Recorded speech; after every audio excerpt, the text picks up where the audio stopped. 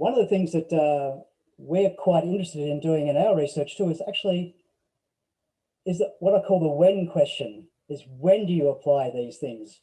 Because let's just contemplate this, and I'm going to throw this actually as the questions to people who are here and go, is there a difference between the recent JAXA, the Japanese asteroid mission, which brought back a scientific sample? It brought back a number of tens of grams of an asteroid, compared to what I'm proposing as a hypothetical third generation mission to the Psyche metal asteroid, Psyche 16, which is the one that's worth 75,000 times our global economy. If that brought back a scientific sample that was of the order of a few kilograms, including a whole lot of rare earths, when should we apply that as a commercial compared to a scientific question? So when we're talking about this, why are we doing this? How are we all going to develop wealth for the whole of the world? The when question is quite important because it asks questions around when is an activity truly scientific, or for that matter, charity. So the SpaceX mission that's flying soon is a charity. There's a billionaire paying for the 4 seats on the flight, and 3 of those seats are being raffled for St. Jude's Medical Hospital. So that's a scientific stroke charity mission. A survival mission might be we have a robotic or a human mission on Mars or Mars or the moon, and you need to harvest helium, hydrogen, natural resources to actually make sure that that can survive. So again, that's not really a commercial exploration of it. And the third thing is actually an outright commercial activity where we are going to mine something to generate a profit for someone. We are going to fly a plane or a spacecraft to generate a profit based on space travel. So I mean, the when question then becomes very important. Otherwise, we end up with some strange interpretations where you could claim something's a scientific activity when in fact it's really a commercial activity. And again, a commercial activity shouldn't just be seen as a company, a state, so whether it's a state organization like the Chinese or the Japanese, or even the NASA things are all state organizations, but they can generate commercial outputs for those nations. At the same time, some of Kevin, sorry to interrupt you, but we do need to go and move on to the next session. So if you could please provide a 1-minute summary for us, that would be fantastic. I certainly can. So my summary is up in front of you, and I'm happy to take questions while we're watching it. But it's actually saying that as we think about these things and how do we generate money, how do we generate a return from a commons, we need to think about a why, the how, and also the when are we going to apply those things. And I'll leave it there, Nate. It's a good note to leave it on, Kevin. Actually, give us all something to ponder. Thank you very much. And I would like to ask all of our attendees to please thank me. Join me in thanking all of our presenters. That was a slip of the tongue, talk about it. Okay, so I'll hand back now to our MCs who will take us out to our closing ceremony. But thank you all once again. Over to you, Vienna and Christian. Selection of researchers from all different fields, and it was just so insightful to see that space is not just about science, engineering and rockets, which are also fantastic, but it's about law and medicine and psychology. So thank you very much, presenters. Thank you to those who applied. We're sorry we weren't able to select you for this time, but we will be running events throughout the year where you'll have the opportunity to present. And now, ladies and gentlemen, we now go to the closing keynote for the ISU Adelaide Conference. It is live on YouTube right now, so you can share the link with your friends. It's available for everybody to see. Now, it's a special keynote by the president of ISU, Juan Dalmau, and he will be in conversation with one of our organizing committee, Emmeline Pat Dahlstrom. So it's going to be an excellent conversation. I'm really looking forward to it, and I couldn't think of a better person to close our conference today. Thank you all for tuning in. Please join us on the Zoom, or if you're not in the Zoom, join us on YouTube. Yeah, kia ora, everyone. Greetings from New Zealand. where I am actually at the moment. And welcome to the closing plenary session for the 2021 ISU Adelaide Conference. It's really, it's so weird that it's almost over. Just today just was a whirlwind. But for one, I wanted to acknowledge that we actually have, we're being joined today by over 200 and more people that have signed up to the Discover ISU Day, which is coming up in the breakout sessions. So the more about that in a little bit, but welcome to those joining us for the first time and more on the sessions later.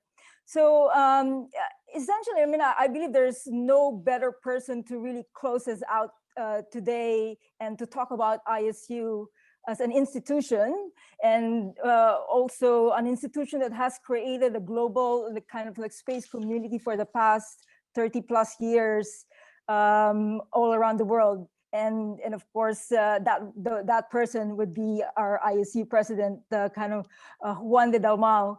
Juan is an alumni of the ISU Space Studies program back in 1989. And in fact, my claim to fame is that we're classmates. He has subsequently been involved with ISU as faculty, chair, summer program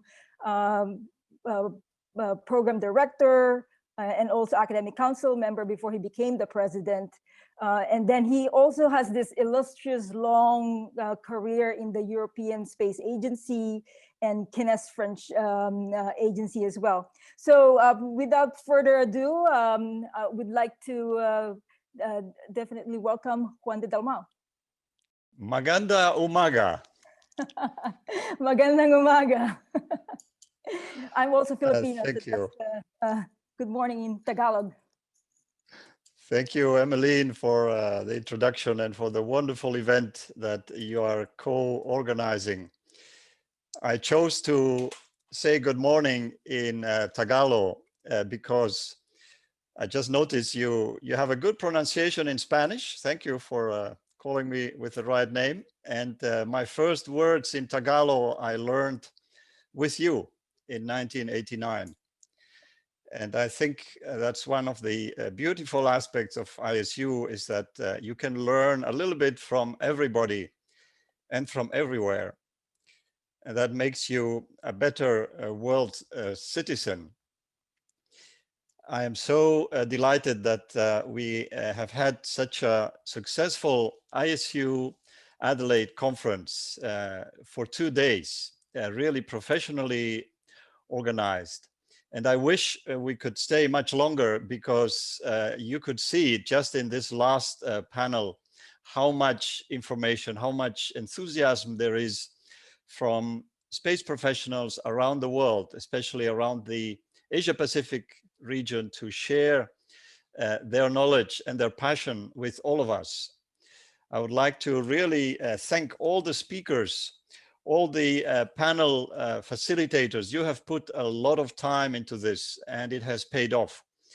The ISU Adelaide conference has raised the bar even higher compared to last year's in-person conference in Adelaide, Australia. I would like to really thank all the partners who have been spearheading this initiative from Australia, from New Zealand, from many other parts of the Asia-Pacific region. In particular, the space industry, the South Australia Space Industry Center that is led by an ISU alum, Darren Lovell. Thank you very much for your support. Also the Australian Space Agency and many players in and around Adelaide, like the newly founded Andy Thomas Foundation for Space Education and Outreach. All of these organizations are relatively young, especially the Australian Space Agency. And we're very pleased to see that ISU programs and ISU community members are really key persons in all these initiatives. I can say I've learned a lot also from speakers who have contributed from Japan. Thank you very much to JAXA and to the ISU board member, Mr. Kamimori-san. Also to UNISEC, which is a non-profit space education and outreach organization in Japan, but also globally. I am always impressed by the speakers from India. Really, I think ISRO and all the ecosystem, the space ecosystem in India is an example of how space technology and applications are really used for the benefit of citizens and for improving the quality of life of people here on Earth. Congratulations to ISRO.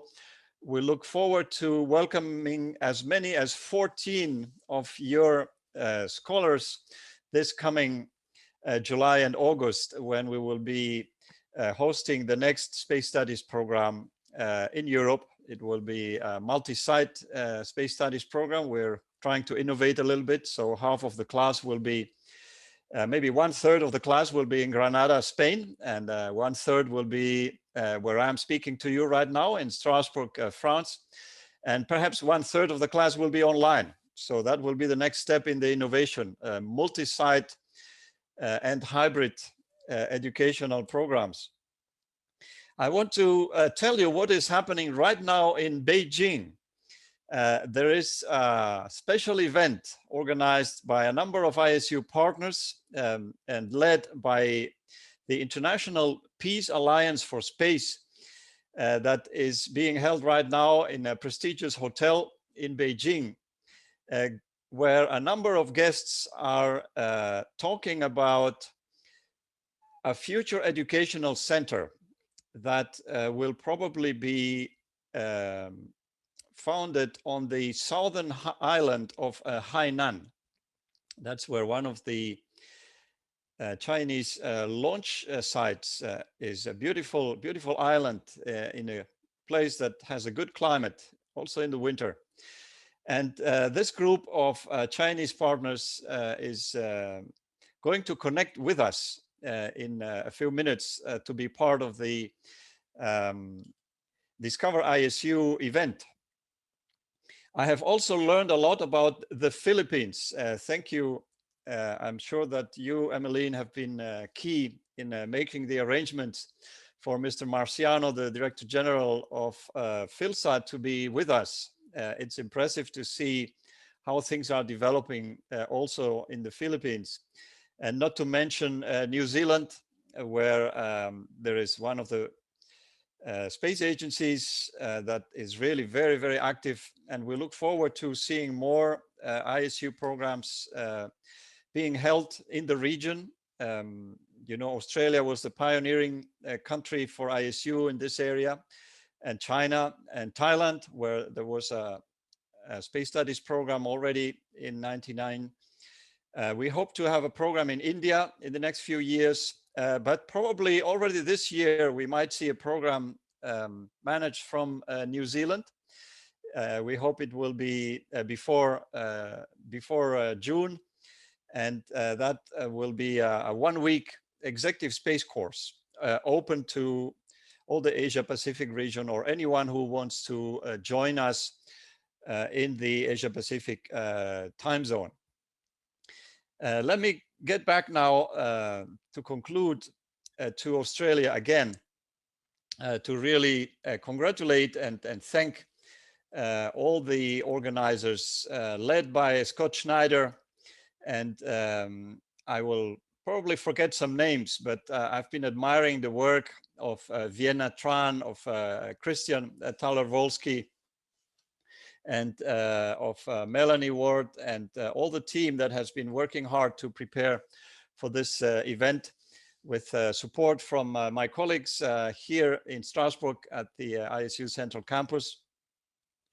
We look forward to really going again to Adelaide in person, because as we all heard, there is an upcoming inauguration of the new Space Discovery Center in Adelaide, in the city center. That is a promising development for space outreach.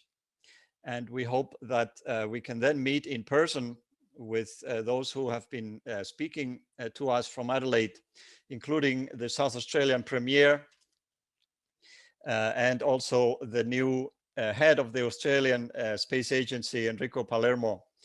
As you all know, he's an ISU alum. So thanks to all of you for this wonderful event. And I hope, Emmeline, that you still have energy to continue and to do more of these wonderful projects. Over to you.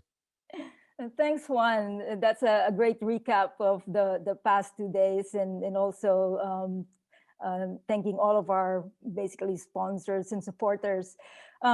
Before we go to the breakout sessions, though, I do have a few questions for you. I mean, you know, ISU has been around for almost 35 years now, and there's 5,000 alumni all across the globe in very high places, which was pretty apparent in the conference this past 2 days, and sometimes we're kind of like also called, you know, the space global mafia, and so I guess my question is like, what do you think has been ISU's unique role in the global space community or industry today, which is has created this sort of like global impact? Yes, I think that if we would ask this question to the founders of ISU, these three young persons who were under 30 at the time when they organized the founding conference back in 1987, I think these three young people would be and are very proud of what their vision has become, because they see, as you say, about 5,000 professionals who are, for the vast majority, in the space sector, who have attended one or the other ISU program. And if we go to China, for example, we will find close to 600 of these alumni who are, for many of them, in top positions today. So if you want to do space business in China, just use the ISU network. You will find everyone in every space-related organization, including startup entrepreneurs since a few years. And what is really beautiful to see is that some of these startups were born through discussions during ISU programs, during team projects or workshops, or just informal conversations. And if you look at some of these startups, one of them was founded by a Chinese alumna and a Swedish alum, and they're based in Germany. You see, I was updating the list of startups that have been founded or co-founded by ISU alumni, more than 100. And we will soon publish it. More than 100 startups around the world founded by alumni. And in many of those companies, you will see there is more than one co-founder, because these are people who met during the programs and who learned how to pitch an idea, how to prepare a truly multidisciplinary proposal, and how to convince investors or strategic partners or customers, or how to recruit. If you would come to Strasbourg, you would be taken to a tour of the building, and you would probably end up on the 3rd floor where the incubator is, and you would meet with the entrepreneurs, and they would tell you, yes, we are here because this is a hub, and we can talk to the ISU students every day, and we can see if we can invite one of them to do an internship with us. And then you can imagine what happens afterwards. One of these companies came less than 1 year ago with 3 people. Now they are already 15, and they have hired two graduates of the masters. And this all in the middle of the pandemic. So imagine what will happen when there's no pandemic. I hope I'm answering a little bit to your question. Yeah. And I guess related to that on a personal level, I mean, we're both alumni, and even for me, I mean, quite honestly, I think my career would not have happened over these past 3 decades without ISU, every single part of it. always has some connection to somebody. So I mean, I guess the other question here is like, how did ISU influence your own career path as an alumni? Yes, that's a short answer, Emmeline. I've been trying to get out of the space sector, and I've trying to get out of ISU for more than 30 years, and I haven't managed yet. So that's what can happen to you. You put one finger into the space community, and then you never get out again. But I think that's what people want to do. So stay with us. Thanks very much. Yeah, same here. So you also touched about like the pandemic, and of course 2020 was really a hard year for most people. However, ironically, it actually made the world, I think, more closer, and it accelerated sort of exponentially communications remotely. How has that sort of like affected ISU, and what did you do sort of to cope with all of the programs that are happening today with the pandemic? Thank you for this difficult one, Emmeline. I think following the vision of the founders, we have been trying to even anticipate. And this sounds a bit difficult to believe, but the way we have anticipated is by organizing a team that would study what do we need to do to be prepared for the next pandemic, whenever it happens. So we had close to 90 space professionals, young and senior, working from a simulated distributed environment across the solar system.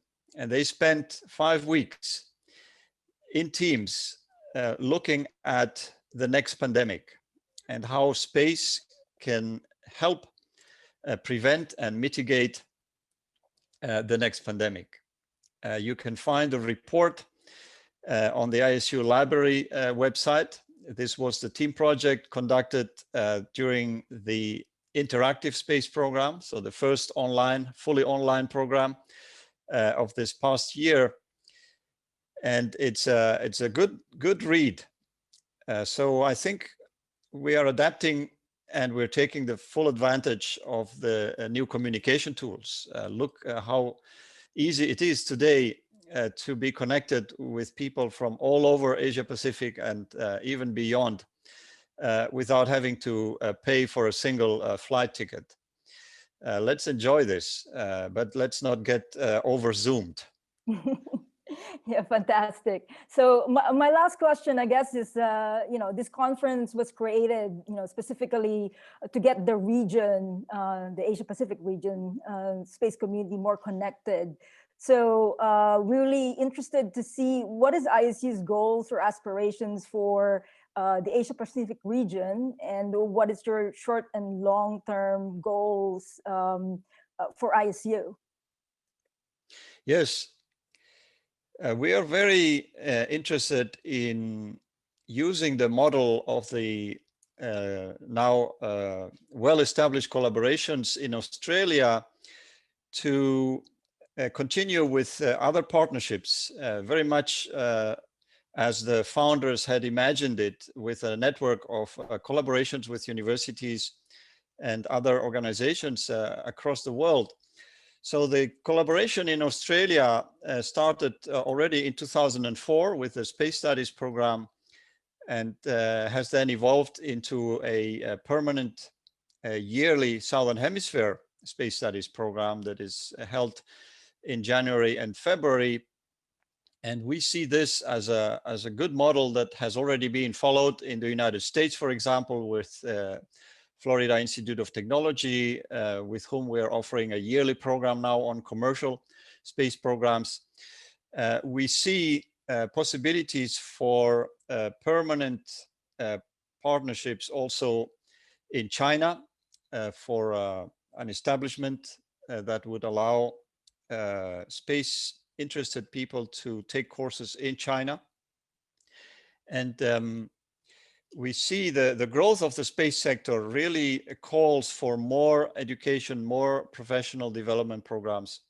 And obviously, we are discussing with potential partners how to give a better service to all these space interested researchers, entrepreneurs, and young people who will take us into a peaceful exploration and development of space. And the Asia Pacific region is a major player. Thanks so much, Juan. That gives us really exciting things to look forward to for ISU activities in the region. So to our audience, we're not quite done yet. Now that hopefully your appetites are whetted for knowing more about the ISU programs in depth, in the next kind of like sessions, breakout sessions, we're going to have the Discover Day, which is a parallel session to the alumni sessions. And you'll be able to basically get to understand more about the programs, learn from other alumni who have done the programs, and also ask some questions. So I'm now going to give you back to our host, Vienna and Christian, to tell you more about the parallel sessions. And I will see you in the Discover ISU in a little bit. So thanks again for joining us, and see you shortly. Thank you, Juan. What a great closing keynote that was. We're so lucky to have you join us, and thank you, Emmeline, for being a wonderful interviewer and tying the entire conference together. That was an excellent summary. I couldn't have done better. I really enjoyed listening about all the different activities that are happening in the Asia Pacific region. It's just a burgeoning hot pot of so many different things that are happening, and space is not for the few and for the rich anymore, is it? It's going to be for everyone, from developing to developed countries. This is what ties us together as participants in the conference. It's the reason that we've all met and gathered today, and especially in the Asia Pacific, we are just so excited to see what's happening in China and in the Philippines and in India and Australia. So it's lots is happening, and it's simply just a great time to be in the space family, whether that's within ISU or outside of it. And with that, I'd like to hand over to Christian to say a number of thank yous. Thank you, Vienna. First of all, for letting me be your co-host. And I want to thank especially the huge number of contributors to this conference. We've attempted to put everyone on the slide, and apologies if we've missed anyone. We will for sure rectify that. It's been 65 contributors, some very distinguished speakers, others up and coming, very young graduates or still PhD or master's degree students. We've been very fortunate to have the Premier of South Australia speak, the head of the Australian Space Agency, other distinguished senior representatives from space agencies, very famous scientists in the space world, and we really want to acknowledge their contribution and everyone who's worked very hard on this. There's a few I want to mention very specifically, especially from our team. Nathan Taylor has done an amazing job. Scott Schneider, who kept everything together. Emmeline, who's been reaching out across Asia Pacific for all of us.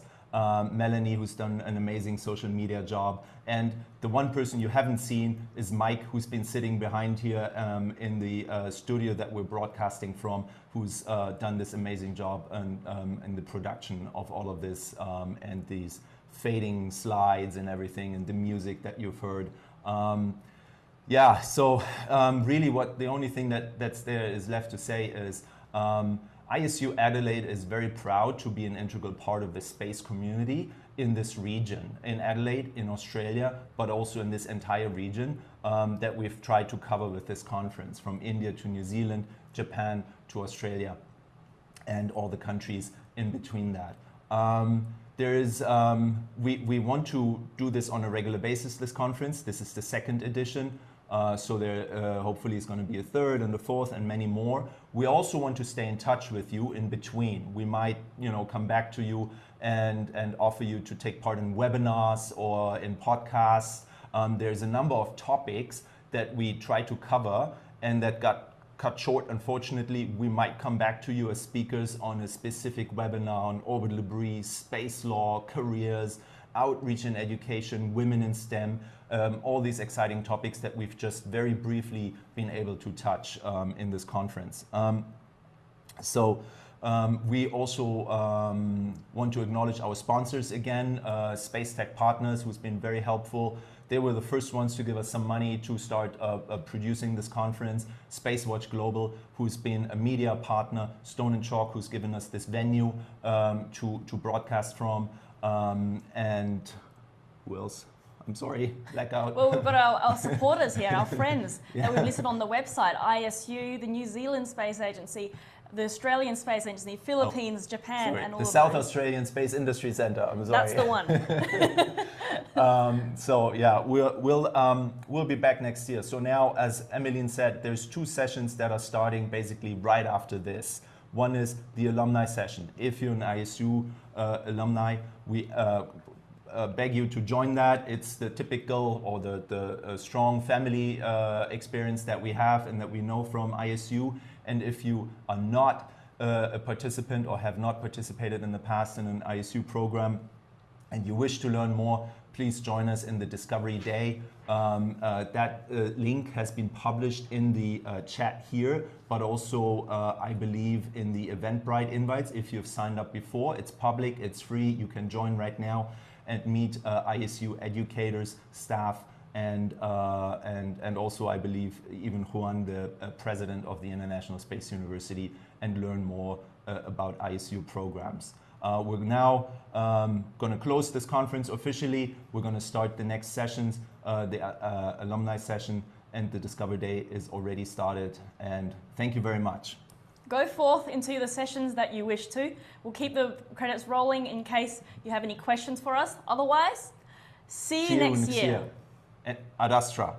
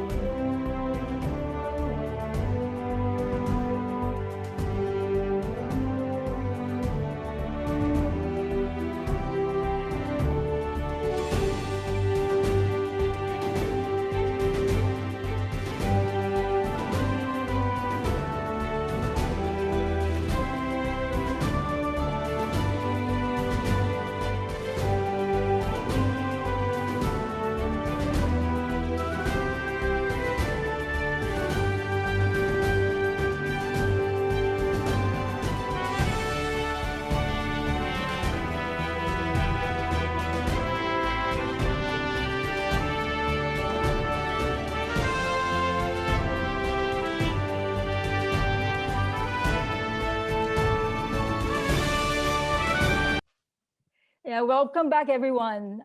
Thank you for deciding to join us today for the Discover ISU session. To give you a little bit more in-depth understanding of what ISU is about, I hope you were with us in the previous session with the ISU President, Juan de Dalmau. In this first hour, you'll hear about all of the major ISU programs from the program directors, as well as an introduction to ISU's alumni, the history, and also the application process. In the second hour, we're gonna have like breakout rooms so that you will open it up for questions. There will be alumni who will be able to talk about their experiences and also basically receive further information about the program in itself.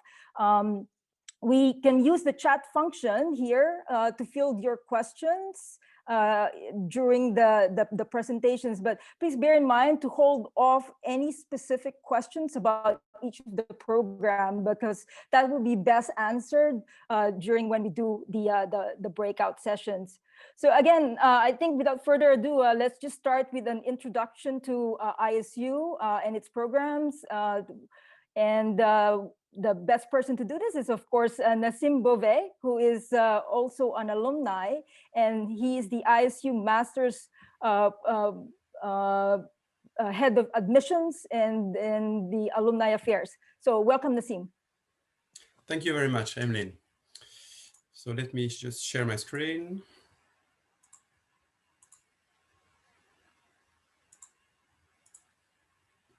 All right.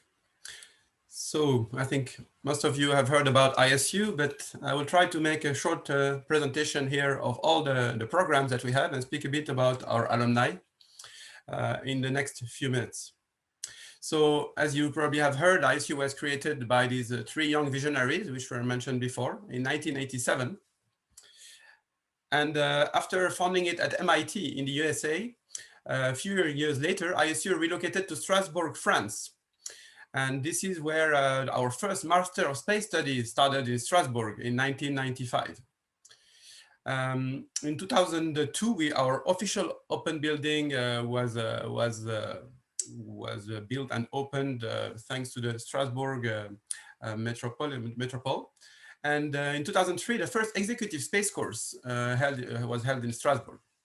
Since 2004, we have been officially accredited by the French Ministry of Education. In 2011, our friends from the South Hemisphere, who had been asking for a long time that we have, besides the North Hemisphere summer program, a program for the South Hemisphere, and we're happy to see that we created the first SHSSP based in Adelaide, Australia, and it's running every year since then. In 2015, in addition to the Master of Space Studies, we have an MSS Year B, optional second year for research thesis. In 2019, our first commercial space program was held in Florida in collaboration with the Florida Institute of Technology, a program especially dedicated to entrepreneurs. Since 2019 also, we launched our ISU incubator and booster, so we can help our alums start new space companies. And finally, in 2020, of course, we had to adapt to the sanitary situation, and we created our first interactive space program, the first ISU program online. So you might have heard of the 3 I's of ISU: international, interdisciplinary, intercultural. These 3 I's are really at the heart of our curriculum. ISU is clearly a competitive edge to start a career in the space sector. It's a door opener. Latest statistics show that more than 80% of our alumni work in the space sector today. And more globally, attending any ISU program gives you a card, a membership in a huge international network of leading space experts and professionals. About the academic programs, so of course we have the Master of Space Studies, I mentioned it. It's a 1-year program which is always held at the ISU Central Campus in Strasbourg, France. And as I mentioned, with an optional second year for research thesis. The Space Studies program, ISU started with this program in 1988. It's a 2-month program held every summer in a different country, and also online in 2021 with a 6-week version. The Southern Hemisphere Space Studies program, as I mentioned, is a similar session held in Australia for all our friends from the South Hemisphere, but every year a few people not from the South Hemisphere also attend it because they are fascinated by space opportunities in the Southern Hemisphere. The commercial space program, as I said, is in Florida and lasts 6 weeks. It's a hybrid program. And the executive space course, it's a 1-week program, especially for space executives, held 3 times per year in France, in Strasbourg, in Australia, in Canberra, and in Seattle, in the USA. We also have some specific tailored courses from some companies and other countries. On this map, you can see all the space studies program host sites from 1988 till 2021. As you can see, we have been several times in North America, in USA and Canada, many times in Europe, where our headquarters are based, a few times in Asia, and a couple of times in the South Hemisphere, but we now have our dedicated program for that hemisphere. And in red, on the top right, you can see the upcoming SSP. It will take place simultaneously in Granada, Spain, and Strasbourg, France. In addition, we will have also, as I mentioned, an online version for those who cannot join us on site this year. A few words on the latest space studies program. It took place in 2019 because last year was the interactive space program. So in 2019, to give you an idea, we had 127 participants from 37 countries. So as you can see, it really covers many, many countries every year. And in terms of backgrounds, we are interdisciplinary. Our curriculum is interdisciplinary, but so are our students and participants. Half of them roughly are engineers, but the others come from all the other space and non-space disciplines. The Southern Hemisphere program of this year is taking place as we speak and will end on 19 February. It's happening online for the first time, but we expect to resume on-site, the on-site version next year. A few words on the Master of Space Studies. It's usually a class between 40 and 45 students and around 25 countries, also very international. And in terms of background, it's a bit similar as the Space Studies program. Half of the students are engineers and the others compose all the other disciplines. You'll hear more of the master in a few moments from the master program director himself, Professor Chris Welsh. And he will tell you probably about the different team projects available for master students. In terms of, just to mention the SSP, you will also hear more in detail from the SSP in a moment from the SSP program director, Göktuğ Karakalioglu. In terms of ISU facilities, if you come to our headquarters in Strasbourg, you will see we have for radio astronomy an X-band antenna.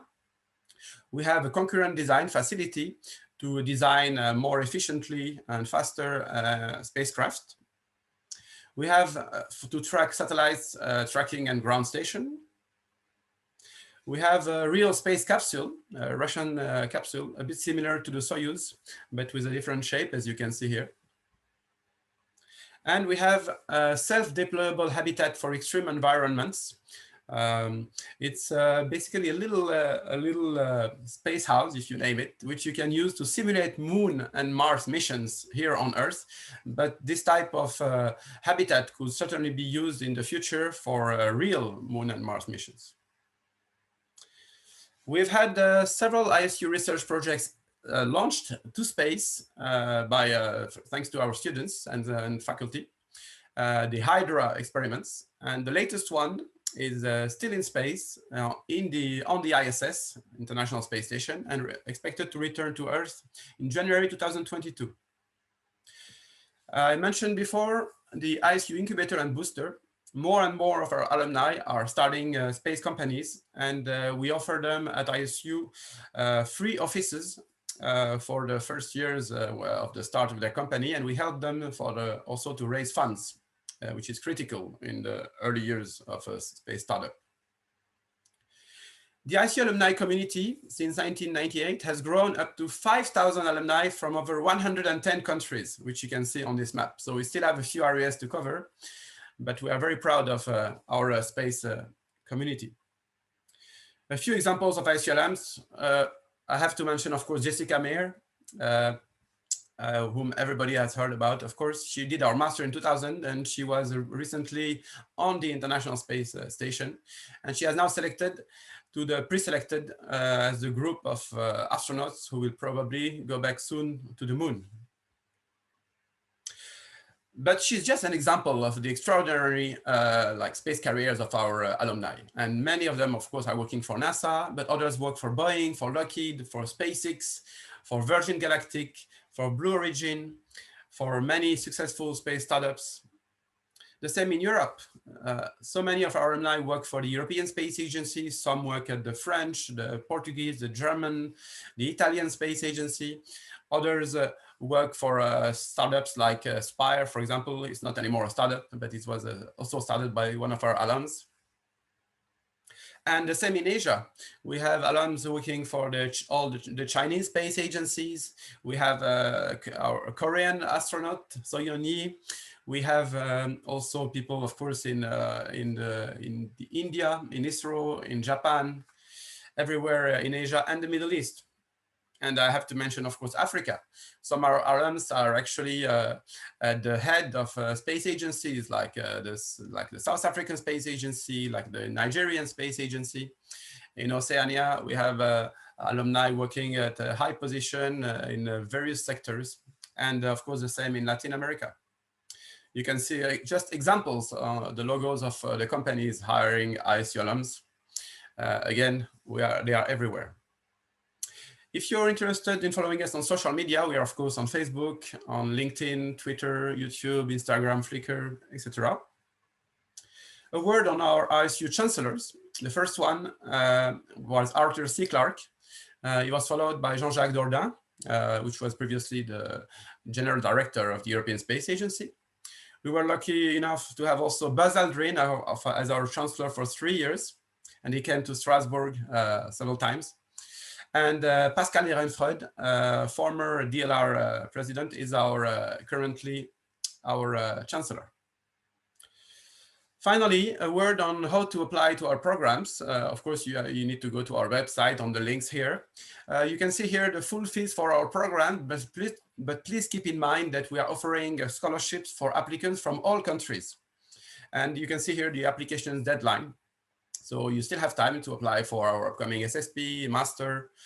SHSSP will be for 2022, of course, and the CSP or the ESC. And I'll be happy to answer any of your questions regarding admissions in a few moments in one of the breakout rooms. So thank you very much for your attention, and back to you, Emily.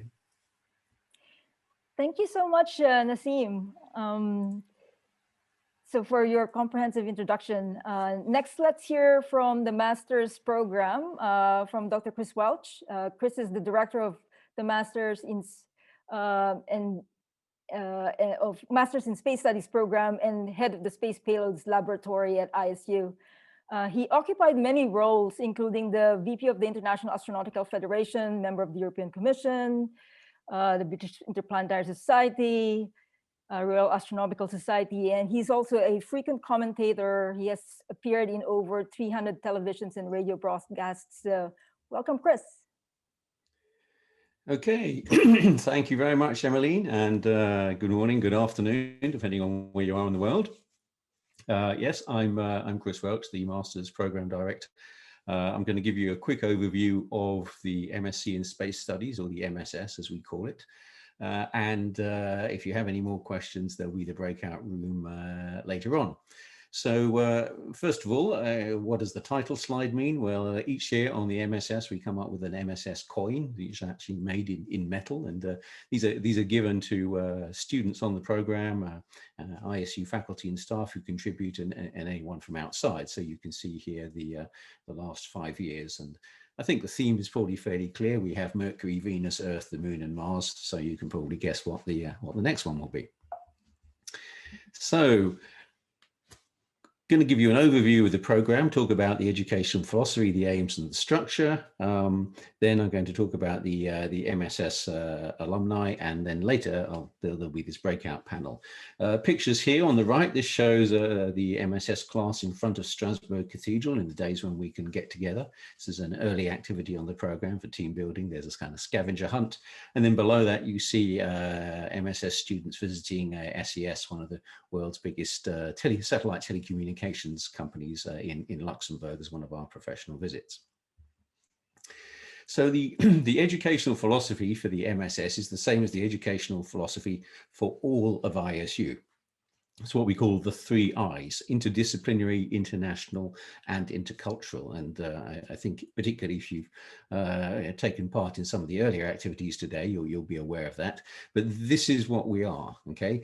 When we say we're interdisciplinary, what does that mean? Well, you can see a list of disciplines here on the right. There's 3 I's space, which is the kind of professional skills, the soft skills, the team working skills. And then there's space engineering, space science, human performance in space. That's a mixture of kind of medical, psychological, all the things that you need to be concerned about to send humans into space.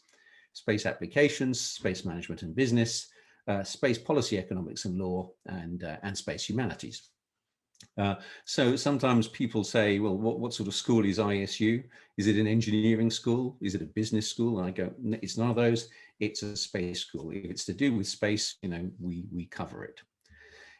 There are 4 aims for the program. One of them is to provide a 3 I's education in space for highly motivated students from a very, very wide range of backgrounds, and to deliver this high quality education and to give our students the opportunity to achieve their potential. We also want our students to maintain, promote, and build links in the global space community. You can see, you know, the ISU family, how broad it is. And here in the top right, you can see our then Chancellor, Buzz Aldrin, on a visit to ISU as part of the kind of networking aspect. And then we want to produce graduates capable of holding responsible positions within the global space sector. And you can see here a picture of, you know, 5 master's alums who I happened to meet at a space meeting in Paris. You know, they all did the program and they all got jobs. In terms of the program structure and delivery, it's a 1-year or a 2-year program, but the big part of it is the first year, what we call year A, and that is a conventional torch year. It's based here in Strasbourg, and all students take this year. It's 75 ECTS, or European credits. Now, a typical academic year has 60 credits. So you can see this has got 25% extra content. And so this year is intensive. So bear that in mind. But, you know, assuming you're successful, and most students are, if you graduate, you get an MSc in Space Studies. And here you can see a happy bunch of graduating students from the class of MSS 2019.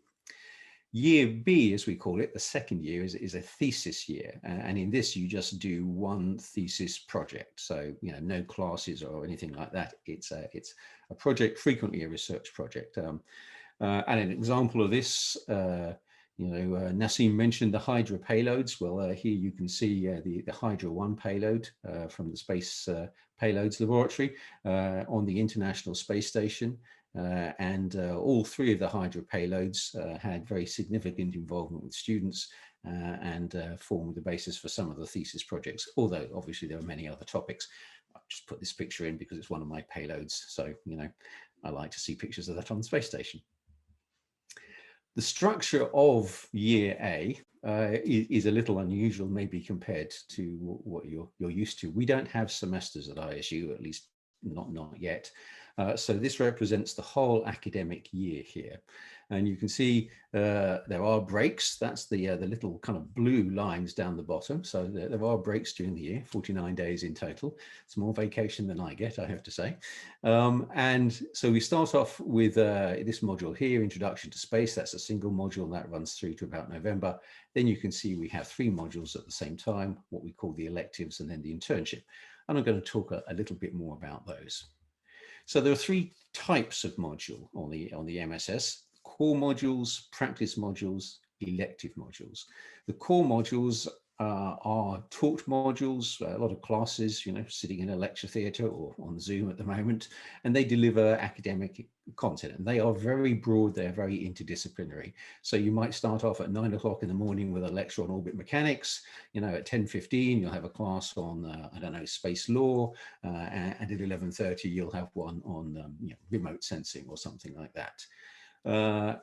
Practice modules, these are where you get to apply your knowledge that you've learned elsewhere in the course. And then finally, elective modules, these are shorter modules towards the end of the program, which are more disciplinary focused, and they give you a little bit of choice about what you can study.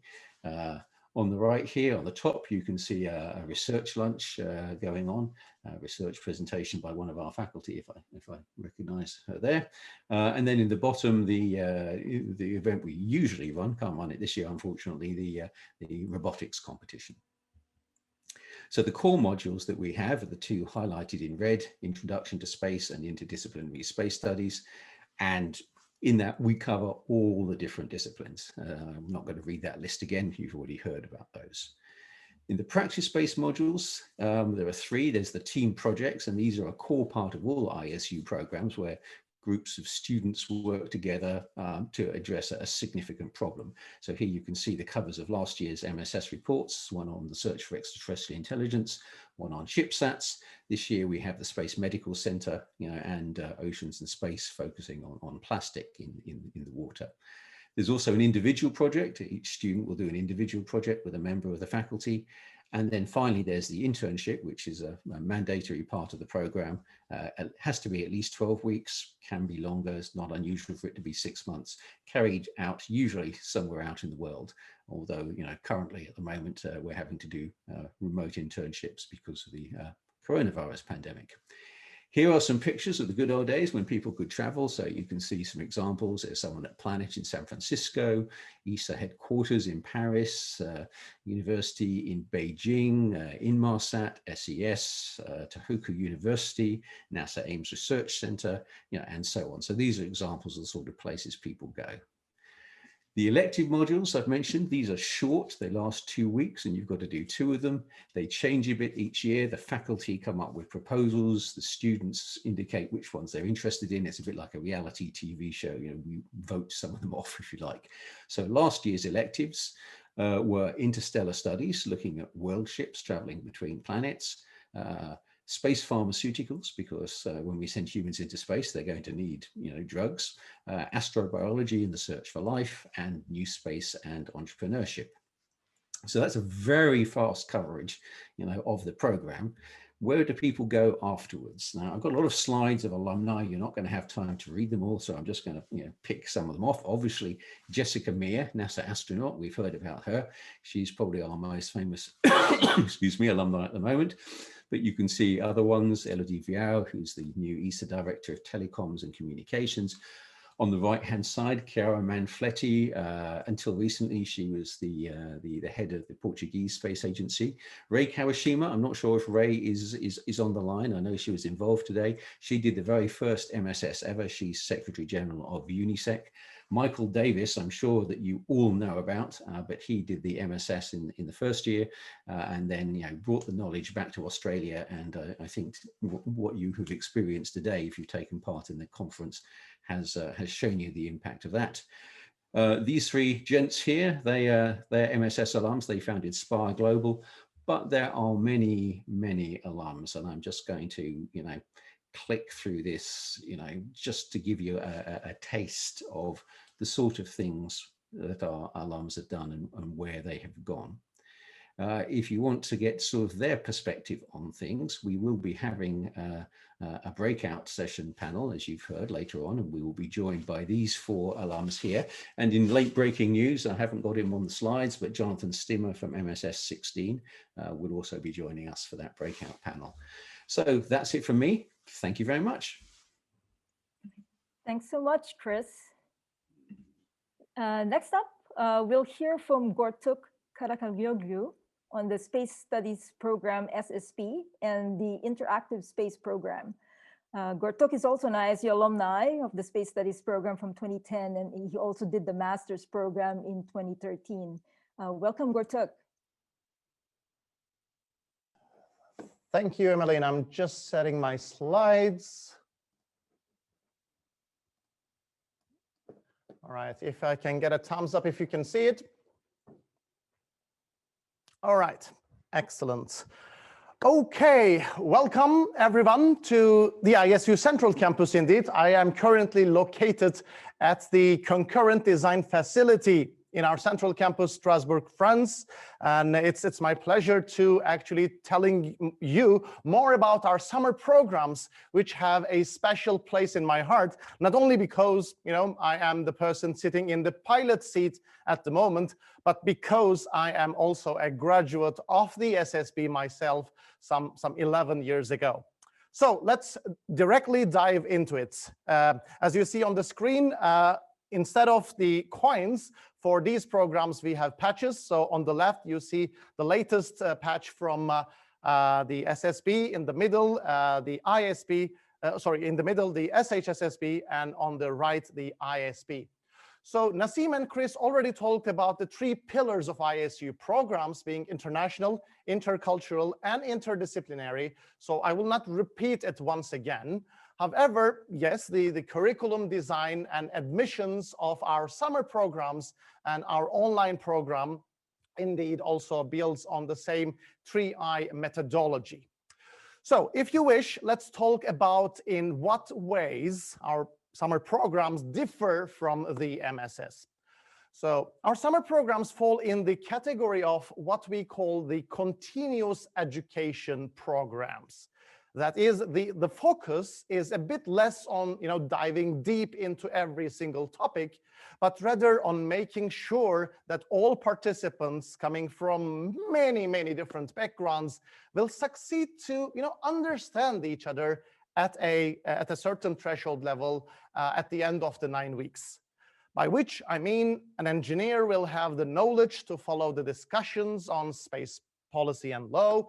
A business person will realize the criticality of space humanities. A lawyer will understand how orbital mechanics work, or a journalist will have a holistic understanding of, let's say, space science.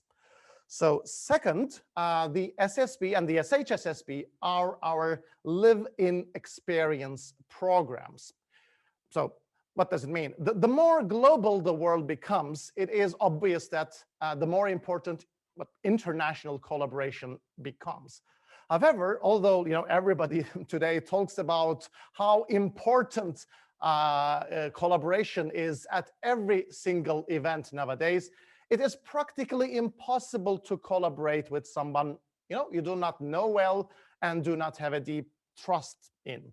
So today, the majority of the professional connections are built on interpersonal networks, which requires the 2 parties to know and respect, very important, each other's values and culture, and develop relationships at a personal level before taking any step on the professional level. So for SSB, we bring more than 120 participants from all over the world to the host site of the program. Nassim showed the statistics. And these people become part of a mission crew for the next 9 weeks. They stay at the same residence, they eat together, they study together, they help each other to work for the exam. We organize lots and lots of cultural activities, team building workshops, design thinking exercises, professional and cultural tours to nearby locations. So in the end, you get to know every single member of your team at a very personal level. And in addition, they have the chance to directly interact with more than, I should say, 200 world-renowned experts who also stay at the same residence and go to the same restaurant as the participants, and where the main interactions happen. So once the program ends, each participant ends up with dozens of lifelong friends who are as close as a phone call to each other. And of course, as a result of this intimate interaction, we are more and more seeing that these connections spin off with many international startup companies nowadays. And finally, the SSB is hosted in a different country every year. So it interacts with the local space community in a very substantial way, where many experts from the local academic circles of the hosting country join ISU later as an adjunct faculty, for example, and the resources locally developed for SSP still continue to foster the local space community and industry even after the program is over. And a very good and recent example of this is the creation of Australian Space Agency in Adelaide in 2018, where ISU has been running its Australian programs since 2004. Okay, so now that we know what the major differences of SSP, let's have a quick look at the curriculum of the 9-week program. As you can see on this slide, we are divided into, the program is divided into 3 almost identical phases. The first phase is dedicated to the core lectures and related activities and team building exercises. So this is where we provide multidisciplinary core information to the participants with the aim of making sure that everyone has a threshold level of understanding, especially which will be useful for the upcoming phases. So this is kind of learning the language in the technical domain phase.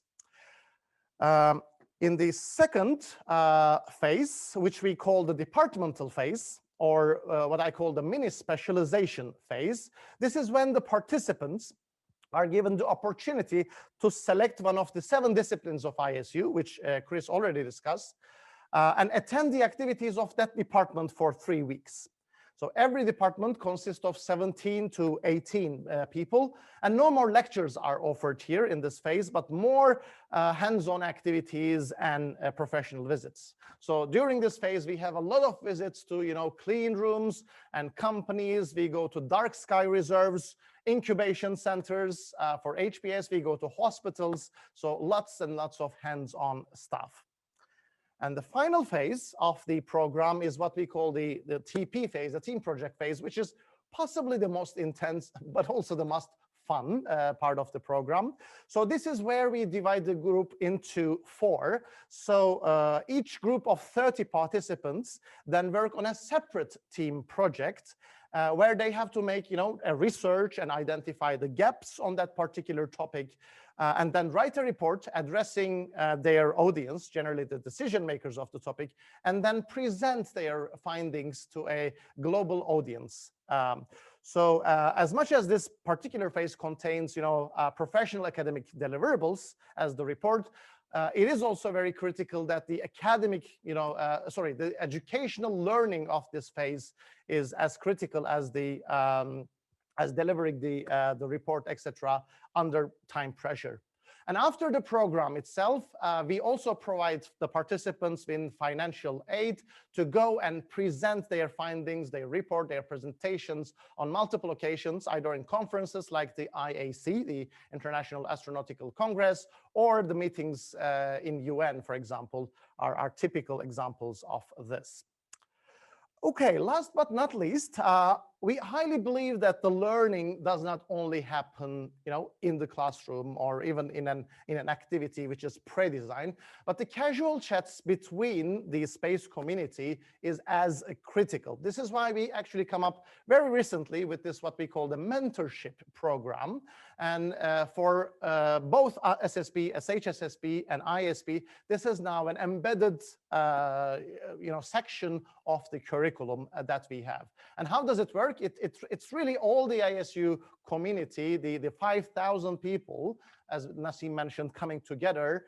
And whoever wants to serve as a mentor, we provide them the information to our participants, and they have one-on-one sessions as the 9-week program passes along. So they have their own, dedicated slots for mentorship. And this has been recently the feedback we are receiving is most of our participants find this particular 10 seance, if I may call, one of the highlights of their program experience. So we are on good track now.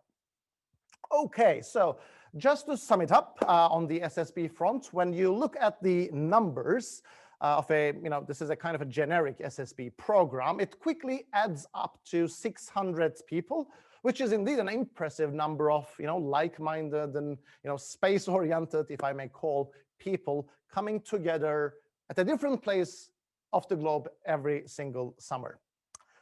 Okay, so in the upcoming slides, similar to what Chris showed, you see some examples of the SSB alumni, of course, whom we are very, very proud of. As you see, we have also 2 astronauts graduated from the SSB program, and we have the new head of the Australian Space Agency, also an SSB graduate, and many others. But I will not spend more time on these. These lists are mostly also available on our websites if you are interested. All right, so before moving forward, I'll just make a very quick stop here to talk about the upcoming SSB program, the SSB 21, because it has a special structure due to the current global sanitary crisis, if I may call. So this is what I call an interconnected SSB, and this is actually the first time, obviously, this is run this way. So as you have been briefed in the previous presentations, the original hosting institution of SSB 21 was selected as the University of Granada in Spain. However, due to the sanitary restrictions, they cannot accommodate the entire class of SSB 21. So this is why we come up with this new interconnected scheme where the program will happen at 3 locations simultaneously and interconnectedly. So a group of participants will be based in Strasbourg at our central campus here. A group will be based in Granada at the University of Granada, and another group who possibly still may not be able to travel to the programs to an on-site location can still participate to the program from their living room. So it will be the first time we are operating in such a scheme, and we have almost like a 50-people group designing this particular program. I think it will be a blast to have it that way. And this is due to one reason, because 70% of each segment, the activities, will be different. So the Granada will have their own activities, the Strasbourg own activities, and online their own activities. So everybody with a very small group of like 40, 50 people will get a very intimate experience for 9 weeks. However, 30% of the curriculum of each of them will be interconnected. So in these 30%, the groups all come together on a virtual session, and then they will operate the same activity, for example, a rover activity, let's say, all together. One group will control the rover operations, like the movement. The second group will control the scientific experiments on the rover, and the third group will control, the communications aspect. So they will be working exactly on the same project. So it's been a lot of fun, and we have been really planning for it pretty rigorously so far. So at this point, I'll not go into the detail of SHSSB because that presentation on itself is coming soon. Very briefly, I will touch our brand new program, the Interactive Space Program, which has been specifically designed from scratch as a response to, again, this summer's, COVID-induced travel restrictions. However, it is now a part of ISU's permanent annual program portfolio. So the ISP curriculum, as you see on the chart, has been designed to kind of recreate the maximum level of engagement and interactivity for a virtual group of participants. That is, it's not a MOOC-like course. So it's not where you just log in and you just watch the pre-recorded material and do your homework at your own pace or whatever, but rather it is really all the activities are live. You log in there. It's an exclusive group of people. You work all on the same project, and all the activities are live, being a one-way communication lecture type of activity, or a workshop, or a Q&A session. And this has been a very, very successful experimental program for the first time. Now we are developing it further. It will not run this summer in 2021 because the SSB will have its own online version. So we will not run 2 programs in parallel. But next year onward, ISB will continue as we operated last summer. Okay, so I think this brings me to the end of my presentation here. So I would like to thank you very much for your attention, and very much looking forward to having you in one of our programs, whichever it is. So until then, stay safe and healthy. Thank you. Over to you, Emmeline. Thank you so much, Gortuk. That was pretty comprehensive. So next we will hear about the Southern Hemisphere Space Studies Program from Dr. Addie James, the co-director of the program. And the session is actually happening right now, hosted in Adelaide. So Addie is an associate professor at the University of Adelaide and is an education and training director for SmartSet CRC. Welcome, Addie. Thank you, Emmeline. It's great to be here. I'm going to have to correct you on being University of South Australia rather than University of Adelaide, or I'll get in trouble I am with the, sorry about that. boss. That's fine. Oh, I can't share my screen at the moment. Oh, I can now. Thank you. Cool. So, right, excellent. Southern Hemisphere Space Studies Program. That I realize now after listening to Chris, I thought, oh God, I haven't got coin images. I better put a patch image in, and G2 put it in already anyway, so that's fine. I also realized they've talked so much about the 3 I's and the program. I probably should have focused more on koalas and kangaroos in my presentation, so I do apologize for that in advance. So the Southern Hemisphere Space Studies Program has been running since 2011 in partnership. So you've seen this map before from Nassim, and I've just highlighted here the programs we've had in Adelaide. And of course, you all know 2021 is online and it's going on at the moment. So it's run in partnership with the University of South Australia on our beautiful Mawson Lakes campus. And this is the last face-to-face implementation in 2020 on campus. So, and as Chris and Goktu said, this is like now a fixed item, I guess, in the ISU catalogue of programs. Last year we had 54 participants from 14 countries. This year we have 33 participants online from about 11 countries, I believe. Sorry, so, Adi, sorry to interrupt you. It seems that your screen is not visible right now. Isn't it? Ah, sorry. Why is that? What?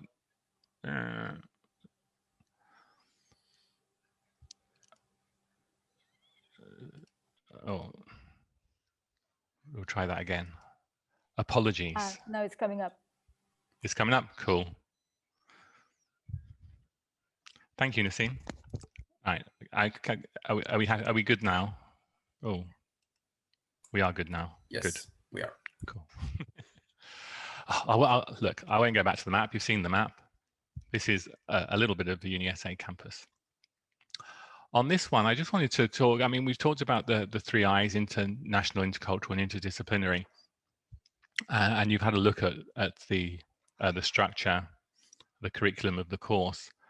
And I think this is a bit of work from Diane Laurillard from the University of College London.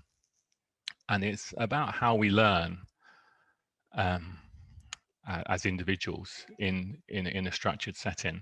And it's all about different conversations between the learner and the teacher, and the learner and their peers, and also practicing that and collaborating on those ideas together. So there's really 6 themes here of investigation and acquisition of knowledge, discussion and collaboration, and then practicing this and producing this. And we try and introduce this into the program structure. So we have the acquisition of the knowledge through the lectures, as G2 mentioned, and then in the afternoon we have workshops, and then in the evening we have special events, public events, social cultural events, and the mentoring and coaching sessions.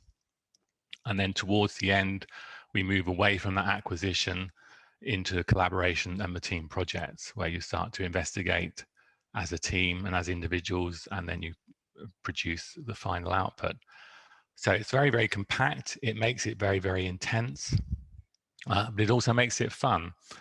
And going back to this initial slide here, it's like I say, it's all about these conversations, and conversations means communication, and effective communication means being able to empathize with the other people you're conversing with from their aspects. So this is why the 3 I's is so important, and it's important to get those conversations started early with the social events and the team building events. I won't go through most of this. The lectures cover the disciplines that Chris already talked about in detail. I've just got some example slides there, and this is kind of the lectures that we had from the 2020, and I won't hang around on those ones. What we do have in the face-to-face session is many workshops, as the other programs do. We introduced model rocket building in 2018. And 2 years ago, we introduced a CubeSat workshop. We also fly a stratospheric balloon. In the bottom right-hand corner, you can see an image there from the 2019 balloon, and we do this in conjunction with the Amateur Radio Experimenters Group in South Australia. And we have a planetarium on site at the university, so we have a visit there and things like and other site visits to different sites. Again, we have the team projects, the whole raft of team projects here from over the years. Last year's 2 projects were access to space in the Southern Hemisphere and lunar agriculture, and farming on the moon. So 2 really exciting and different projects. And this year's project for SHSSP 21 is focused on the management and mitigation of forest fires and the remediation. So looking at that whole life cycle of forest fires and how space assets can work in conjunction with other assets to help that process. Again, we have cultural events and public events, had art exhibitions. We had a museum exhibition a few years ago. We obviously had our astronaut panels and other debates about the space economy and space industry focused within the Southern Hemisphere in Australia. And we have the intercultural events, which are very, very important, like I say, for that conversation and team building. What I'm going to do, though, I'm not going to go through the numbers because they're very similar to those that Nassim has shown about the nationalities. Obviously, in being the Southern Hemisphere, we get many from Australia, China, and India. But we have people from all around the world, as you can see. And then the spread of participant profiles and their backgrounds is very, very similar. I won't go into the academic arrangements other than the SHSSP can be used as a 50% credit into the graduate certificate of space studies at the University of South Australia. And oh, there's a picture. I didn't have a picture of alumni from SHSSP, but there's one of our alumni from SHSSP who's now the academic coordinator in ISU, Alex Ryan. So holding some of our rockets. What I was going to do, though, is hopefully play this video. Because it's half time through the session anyway, and I'm hoping you'll be able to hear the sound as well if it plays. If not, I might have to hand over to my colleagues. Is that not doing anything, is it? Let me try and start the video and then share again. If I'm lucky, that will work.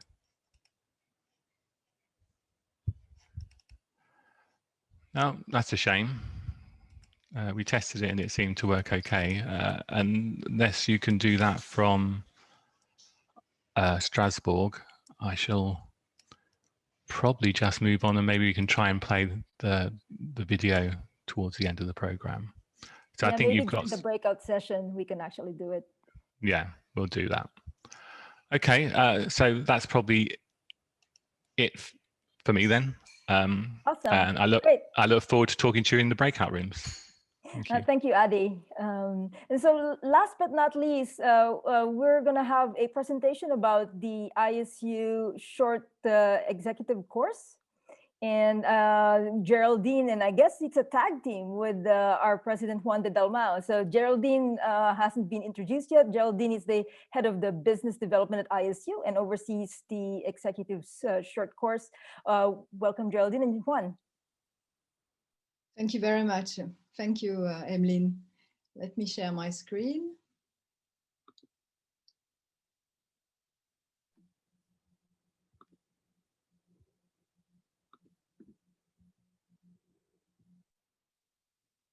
Okay. Can you see my screen? That's all good? Great. Yes. Thank you very much. Okay. So welcome to ISU Short Space Courses session. My name is Geraldine Moser, and I'm the program manager for ISU's short courses and a proud alumni of the Executive Space Course 2008. So in the next 10 minutes, we will talk about who those courses are for, who have attended them, and what they have learned. I will also give you an example of content, present to you who is teaching, and present surprises and things that can happen during an ESC, and conclude with what can happen after an ESC. So be prepared. ISU is organizing a number of short courses, either on request, that are tailored to the needs and specification of a company, or a short course which is part of ISU's program portfolio, named the Executive Space Course. So let's start with the Executive Space Course. I will often use the acronym of this course and refer to it as ESC. Who are the courses for? For two types of people. So those professionals working in the space sector, but who do not have a broad space background. So for example, with some experience in finance, in law, in marketing, human resources, or even a little bit of engineering and science. The aim is to know and understand the space jargon so that the HR officer, for example, can easily understand what the space engineer is talking about. And the engineer to understand the business and management aspect of space, for example. Second type, this course is also for professionals currently working outside the space sector who have an interest in developing a better understanding of the space sector. So it could well be entrepreneurs, government employees, politicians, and this course is open to all professionals regardless of background, just like any other ISU offering. Here are some notorious alumni who have attended an executive space course. As you can see, there are participants from larger organizations like space agencies and governmental organizations and from the industry, and there are entrepreneurs and founders of startups also. I've chosen to highlight the quote of former US Congresswoman Kendra Horn, who has been chairing the Space Subcommittee for the US Congress and who took the Executive Space course in 2005. The year I joined ISU, actually, and summarizes her experience as follows. A great introduction to space in a stimulating international environment, allowing to meet interesting professional people. And the names in bold are people who decided once they had taken an ESC that they wanted to further their educational experience with ISU and take another program. So there is, for example, Rick Sanford, who took the ESC, then went on to the SSP. Adil Jaffrey, who's an entrepreneur, took the ESC, then went on to an MSS and is now also a faculty of ISU. And at the bottom, you can see Satoru Kuruso, who is currently with us in the group. He took the ESC in 2019 and went onto the Interactive Space Program in 2020. So he will join us later in the breakout room. I've also highlighted Anderson Tan in gray at the bottom of the slide. And he took a class of the Singularity University, which you might have also heard of, a university co-founded by one of ISU's founders, Dr. Peter Diamandis. So from this, you gather that an ESC is a way of discovering ISU, a teaser which will give you a good insight into ISU and act as a stepping stone towards another program, a longer program also. You also gather that the networking opportunities during this one-week course are already very interesting. The ESC is a shorter version of an ISU program. It is an interdisciplinary introduction into the space sector, including technology, science, business, law, regulations, and policies in a very international setting. A lot of participants to this course do not have a technical background, nor engineering, nor science. So this course explains core engineering and technical concepts in a simple, understandable manner, allowing participants to develop their knowledge of space-related and terminology. What will people gain at the end of the course? They will gain two main things: an introductory knowledge of different space disciplines, an understanding of the linkages between these, and particular focus on global space business, and professional engagement also with the space community, and develop personal contacts to advance career goals. A typical schedule is 4.5 days long, from Monday to Friday afternoon. You will first discover the space environment, then how to go into space, the applications, the regulations, how to design a space mission, the telecommunications, and very importantly, the business aspect, which we also call new space now. So during a typical in-person course, we organize networking opportunities outside the class room, including social activities and professional visits.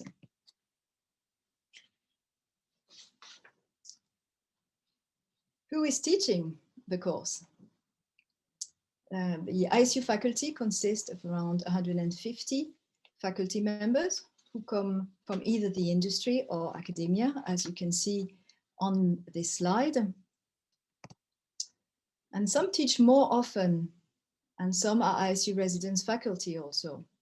You see here different discipline leads who have been teaching the ESC recently. I encourage you to check out their bios on ISU's website. I would like to spotlight Professor Walter Peters at the bottom, the former president of ISU, and also the founder of the Executive Space Course. Here come a couple of surprises that may happen when attending an ESC. You might meet an astronaut, in this case, our very own Seung Yi, the first astronaut from South Korea, and the only one so far. So she happens to also be an ISU alum. The Museum of Spaceflight in Seattle, USA, is regularly hosting an executive space course. And other surprises include senior politicians hosting a special event. It can be a dinner, for example, for ESC participants, like here during the ESC in Portugal. As you can see on this world map, the first executive space course took place in Strasbourg at ISU Central Campus around 18 years ago, as mentioned by my colleague Nassim Beauvais. And this following a need from a satellite operator to provide its employees with a broader and interdisciplinary space training. So this need for space capacity building was felt not just in Europe, but also in the US and Australia. So each course including a core curriculum and a specific regional focus. So entrepreneurship and small satellites, for example, for Seattle. And more than 500 people have benefited from this course so far. And the upcoming short courses include a 3-day course focusing on space resources, which ISU is a partner with the Colorado School of Mines and also the Luxembourg Space Agency.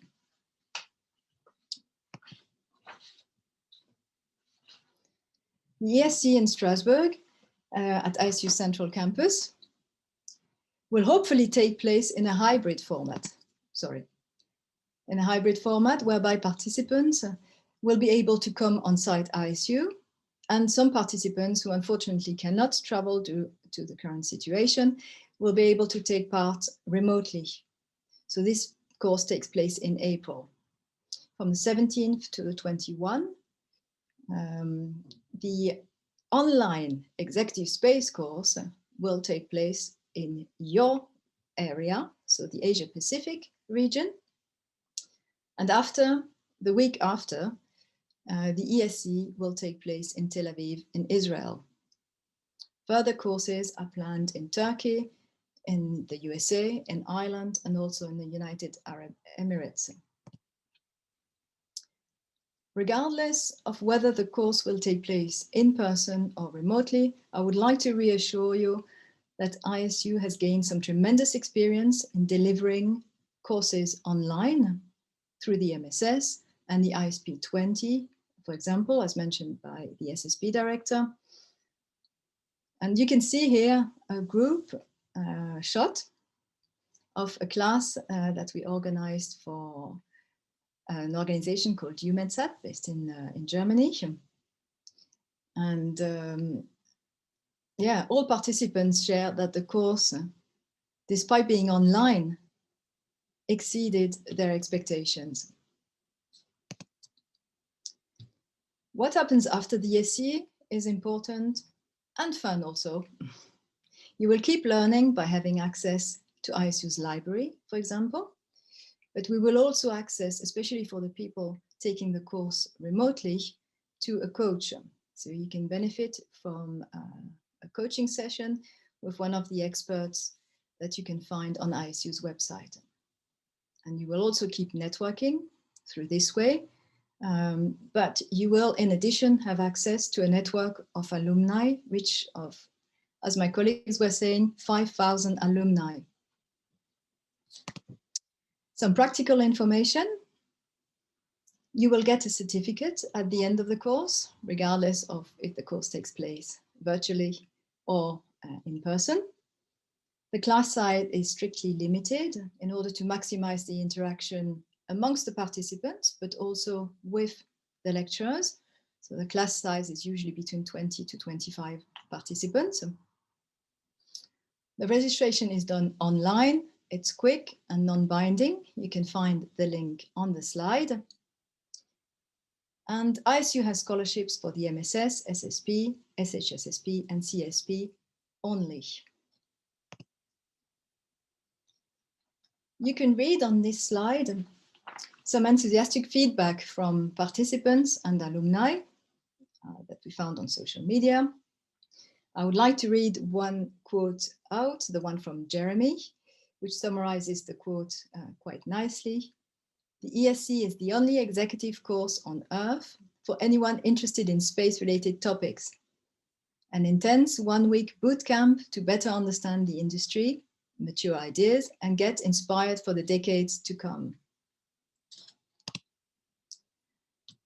I hereby share my contact details and look forward to seeing those interested in the ESC in the breakout room. And also give the floor to President Rohan de Dalmo if he wishes to add anything to this presentation.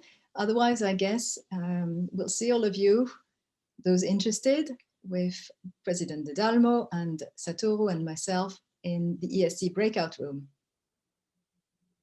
Yes, thank you very much, Geraldine. I will be in the breakout room, and I encourage those of you who are interested to come to the next one, which, as Geraldine said, will be in Strasbourg. And as you can see on the background picture, we hope to show you some liftoffs or landings on the Strasbourg Cathedral while you are there. So this is part of the surprises that can happen here. Thanks for your attention. Thank you. Back to you, Emmeline. Thank you so much, Geraldine and Juan. So thank you to all of our speakers tonight. And thank you to our audience as well. I hope that you have a better now understanding of all of the different ISU programs and the programs that you might be interested in attending. Well, I guess we come to the end of our program tonight. Thanks so much for sticking with us all throughout this, I guess, 2.5 hours. And thank you to our speakers. Thank you to the alumni that also basically helped us and share their experiences. So I guess I'm going to give the floor to Juan, who can close us out for the event. Yes, hello again to all of you who have been following and interacting with us in the breakout rooms. We like the word interaction, and that's one of our main drivers in what we do. As we heard from the program directors, we have a strong preference for in-person interactions and for residential programs. We saw a number of questions from people who said, can I do this online? The answer is yes, but we prefer to see you, we prefer to meet you. So as soon as this is going to be allowed, we want to do in person. And we are really very pleased with the attendance and the good questions from all of you. You have met now some of our faculty, program directors. You know the email address of our head of admissions, Nassim Bouvet. So you know how to get in touch and learn more. So greetings from Strasbourg, France. As you can see on the background, daylight has arrived in the meantime here, and we hope you can soon come and enjoy a visit and a guided tour of the central campus. That's what the building looks like just behind me. And you can meet in person with students, with staff, with faculty members. And we will take you to the library, and probably you will not want to get out of the library because that's a beautiful space that is really inviting to study and to concentration. And the library, by the way, will be improved later this year with a major refurbishment that will add on small working rooms where you can just get in groups and do your work as teams. So we wait for you here in Strasbourg, but not only, we wait for you anywhere where you might be. And I was in one of the breakout rooms talking about executive space courses that are now happening really everywhere, whether in person or virtually or hybrid. So I'm sure we will meet you somewhere very soon. Thank you very much for being with us, and stay connected and stay safe. Bye.